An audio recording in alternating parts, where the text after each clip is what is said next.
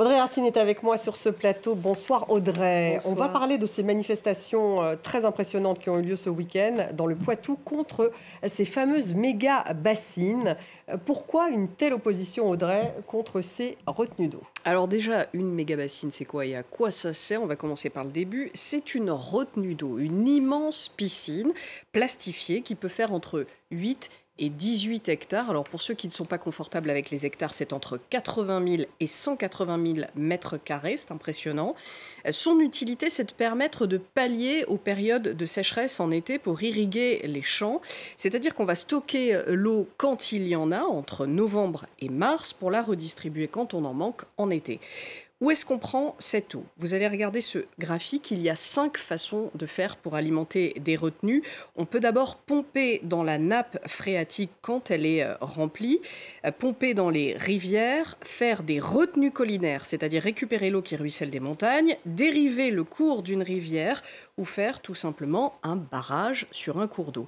Avec les sécheresses qui se multiplient et leurs conséquences pour les rendements agricoles, ces retenues, elles ont le vent en poupe. Il y en a une centaine en projet en France. Mais l'opposition à ces projets est très forte. On l'a vu au point que le nouveau Front populaire, qui a emporté les élections législatives à la majorité relative, avait mis dans son programme un moratoire sur les méga-bassines. Quels sont les arguments ?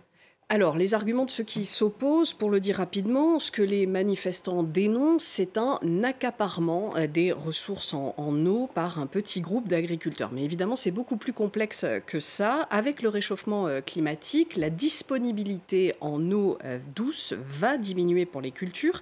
Les deux hydrologues, Magali Regueza et Florence Abetz, dénoncent dans l'article que vous allez voir paru il y a 2 ans une tentative d'essayer de réparer le manque d'eau au lieu de transformer nos pratiques pour économiser une ressource qui va fatalement se raréfier avec le réchauffement climatique. En clair, pour ces scientifiques, les méga-bassines sont une maladaptation, c'est-à-dire une fausse solution qui nous fait perdre du temps et des ressources financières dans notre lutte contre les effets du réchauffement.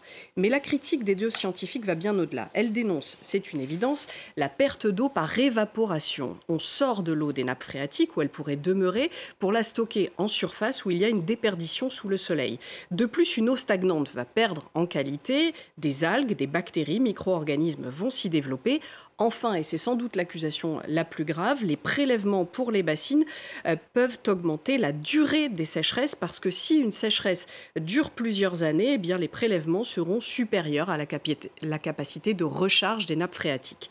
Il ne s'agit pas d'opposer les scientifiques aux agriculteurs. D'ailleurs, la Confédération paysanne s'est aussi prononcée contre les méga-bassines. Elle dénonce, elle, une spéculation sur les droits d'eau, le fait que la priorité n'est pas donnée aux maraîchers et aux arboriculteurs qui, par rapport aux céréaliers, par exemple, ont absolument besoin d'eau pour ne pas voir leur culture mourir. Il y a des solutions d'adaptation raisonnables. La première d'entre elles, c'est planter des haies. J'en avais déjà parlé à l'occasion des inondations parce qu'elles freinent l'écoulement des eaux, mais elles fixent aussi ces réserves en eau dans les sols. Dans le même esprit, il faut aussi reforester, replanter des arbres et bien sûr améliorer encore les techniques d'irrigation pour utiliser moins d'eau. Des progrès ont déjà été faits dans ce domaine. Merci Audrey.